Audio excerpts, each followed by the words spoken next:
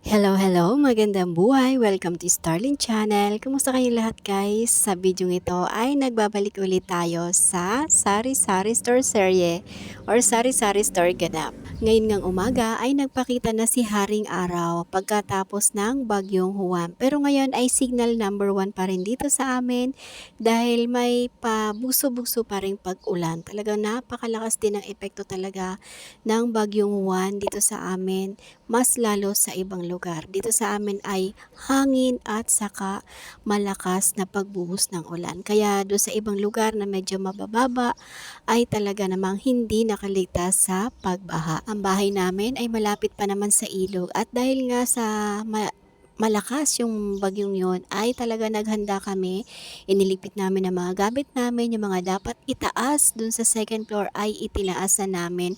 Pati yung mga paninda ko ay talagang medyo nagulo din dahil talagang iniligpit namin at inilagay ko sa taas. At ngayon naman, eto nga, nagbabalik ako ng mga gamit at sabay na rin ang pag-aayos ng mga paninda. Inutusan ko yung mga anak ko dahil wala pa namang pasok dito. Inutusan ko sila na lang yung mag-grocery para makapag-ayos na ako dito sa aming tindahan. Marami nga nagsasabi na basag nga daw ng bundok ng Sierra Madre yung bagyo. Humina daw nung tumama ito sa bundok ng Sierra Madre. Kaya naman talaga naman kung makikita nyo at kayo lagi nasa online ay makikita mo talaga sa newsfeed ay puro pasasalamat sa Sierra Madre. Ay nako guys, bilang isang Kristiyano, hindi talaga ako naniniwala sa ganun. Kailangan talagang pasasalamatan natin higit sa lahat ang Panginoong lumikha. Kailangan laging nasa Kanya ang ating pagpupuri at pagpapasalamat. After ng bagyo, wala naman ako masyadong napansin na tumaas na mga paninda guys. Bukod sa mga gulay. Kasi automatic naman yun, matik na talaga yun. Pagka ganyang medyo nagkaroon ng kalamidad ay yung iba kasi nating mga pananim, ibang pananim na ating mga magsasaka ay naapektuhan. Kaya talagang tataas yung mga gulay, pati mga rikado. At sa bigas nga pala, medyo nagtaas dito sa amin, parang 20 pesos per sako ng 25 kilos. Pero hindi pa rin ako magbabago ng presyo pagdating sa bigas. Pag konti lang naman yung diferensya ay hindi ko na binabago para hindi din nalilito yung customer. Basta may tubo pa rin ay okay na yon. Yung itlog at mantika, mga basic needs natin, wala naman, hindi naman nagtaas yung presyo dito sa lugar namin. Ewan ko lang sa ibang lugar. Ang mga pinamili nga pala ng mga anak ko dito ay mga pansit canton at saka noodles. Alam nyo bang sobrang bili? Ang dami kong stocks dito sa tindahan pero halos maubos talaga yung mga pansit canton saka noodles nung ang kasagsagan ng bagyo. Pati yung mga kape natin, tapos yung mga gatas, ayan, yung mga tinitimpla talaga naman, asukal, kaya yun yung mga pinabili ko sa mga bata. Yung mga pagkain talaga, mga dilata, tinapay, yun yung mga mabenta talaga nung kasagsagan ng bagyo. Kasi yung iba, mga hindi nakapag-grocery, so malaking bagay talaga yung merong sari-sari store. Malaking tulong tayo sa ating mga kapitbahay. At syempre, malaking tulong din sila para sa atin na mga may tindahan para sa pag-angat ng ating kabuhayan, ng ating negosyo. May bagyo man o wala ay lagi talaga ako nagpapasalamat sa mga kapitbahay ko kasi nakakasuporta sila sa aming hanap buhay. Alam nyo guys, maganda tong lugar namin kasi dito sa lugar namin walang masyadong musang, walang masyadong chismosa. At saka ang mga tao dito ay hindi mga pakaalamera. Ayan, dumaan na si ice cream. Ayan, sa madaling salita, tahimik dito sa lugar namin. Ganon. At hindi rin sila palautang kaya hindi masyado sumasakit ang aking ulo. Mangutang man yung iba dyan ay nagbabayad naman on time. Pero syempre may pagkakataon din naman na nadidelay. Pero importante, hindi sila nakakalimot sa kanilang pagkakautang, di ba? Wednesday nga pala ngayon at JTI Day. Kaya ayan, lumabas muna ako dyan para kumuha ng pambayad. At ayan nga, piniprepare ko. Nasa 4,000 lang naman mahigit yung aking inuutang. Pero so, kung tutusin, pwede, kaya nila ako pautangin ng mas higit pa dyan. Ako lang ay nagbibigay ng limit para maliit lang yung aking binabayaran. Saka para na monitor ko nga yung like kong sinasabi sa aking mga nakaraang video na para na monitor ko din yung presyo sa labas. At alam nyo ba, merong mga pa-promo sa labas na wala na wala sa ahente. Tulad ng mga nakaraan. Pag bumili ka ng 2 camel, alam nyo ba, may free na single na, anong tawag dito? Kopiko Blanca. O, diba? Sayang din yun. Kaya hindi ko tinotodo yung pag-order ko talaga sa JTI kasi same price lang naman talaga siya sa grocery. 'Di ba yung yung camel 126 per kaha. So 1,260 isang rim, ganon din sa grocery, same lang. Ang kagandahan lang dito, yun nga, napapautang nila tayo, nagagamit natin yung pera, yung pinabentahan sa loob ng 14 days kasi ika 14 days saka ang balik nila. So yun ang kagandahan lang din no ng merong nagpapautang kahit papaano. Pero ako nga dahil nga sa umiiwas din ako sa utang kasi para bawas isipin na din. Bawas stress kasi talagang madali talaga tayong ma-stress. So, nagbabawas lang tayo ng mga isipin. Kaya yun, kung ano lang yung kaya ng isip, yun na lang. Parang na-share ko dati sa isa kong video yung pagkakasakit ko dahil marami na akong pina-check upan, nagkaroon ako ng second opinion, para nakatatlong doktor ako. Walang makapagsabi na kung ano talaga yung nararamdaman ko, kung ano yung sakit ko. Ba't ako nakakaramdam ng pananakit sa isang parte ng katawan ko? Bakit ganon? Pag naman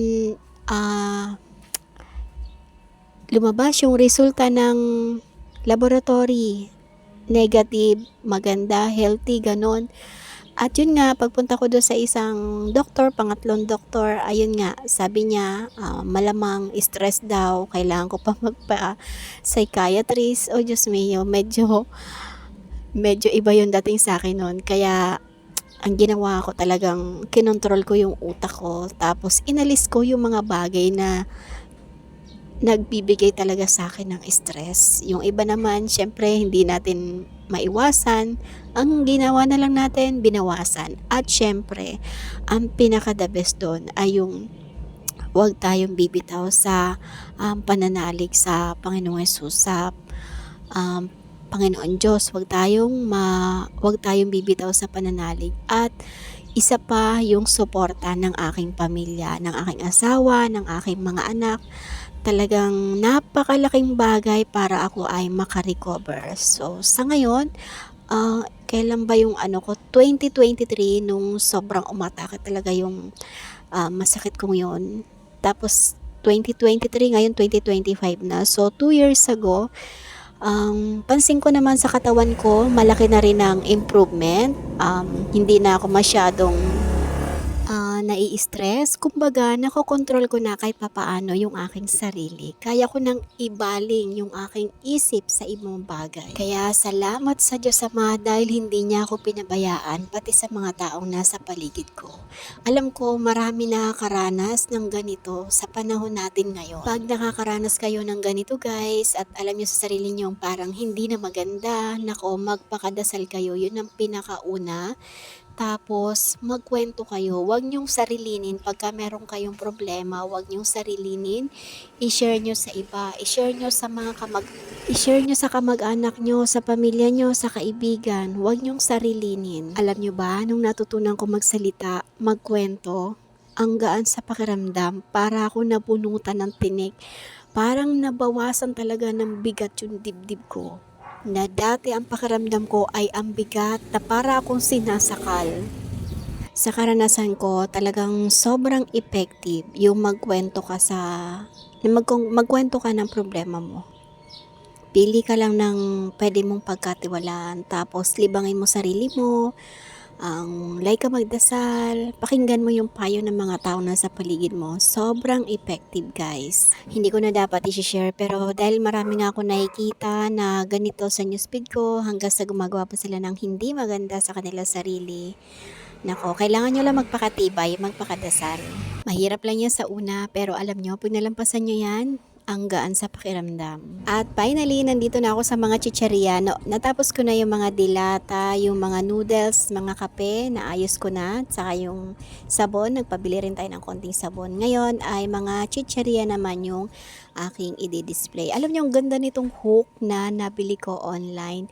Ayan, kung meron kayong mga sari-sari store, perfect to sabitan na inyong mga chicheria. O kung wala naman, pwede rin naman ang sabitan ng kung mga anong anik-anik sa bahay, 'di ba? Ang ganda niyan kasi isasabit mo lang tapos ayan, meron ka ng pagsasabitan ng kahit na ano. Kahit sa kitchen, pwede nyo rin gamitin yung hook na yan.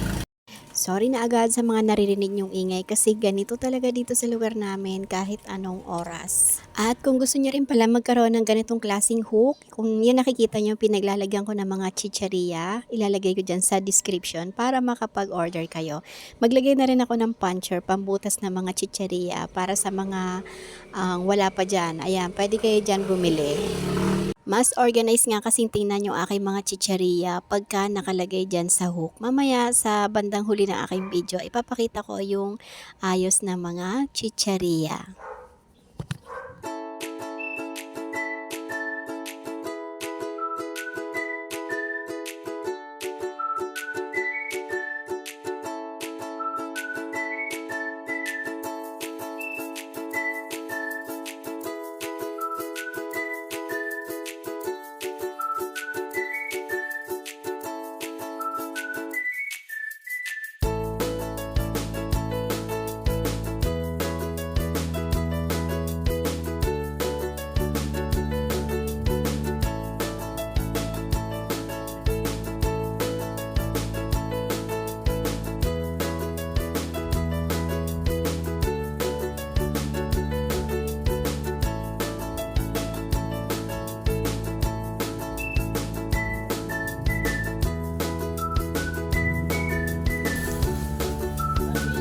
Ano yan?